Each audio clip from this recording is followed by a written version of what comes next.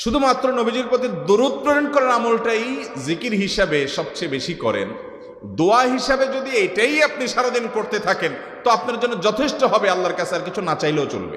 দুরুদ মানে হলো নবীজির জন্য দোয়া করা। ভাই, আল্লাহ তার হাবিবকে রহম করবেন, আপনার আমার দোয়ার দিকে আল্লাহর তাকানোর কোনো ঠেকা আছে? নবীজি কি আমাদের দোয়ার কোনো মুখাপেক্ষী? কিন্তু আমরা তার জন্য দোয়া করলে ওই চান্সে আল্লাহ তাআলা আমাদের প্রতি অনুগ্রহ করবেন।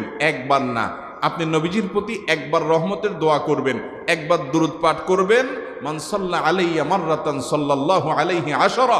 নবীজি সাল্লাল্লাহু আলাইহি সাল্লাম বলেছেন, একবার আমার জন্য তোমরা দোয়া করলে, আমার প্রতি দুরূদ পাঠ করলে, আল্লাহ তাআলা তোমাদের জীবনে 10 বার 10 জায়গায় 10 টাইমস তোমাদের উপরে আল্লাহ তাআলা অনুগ্রহ করবেন।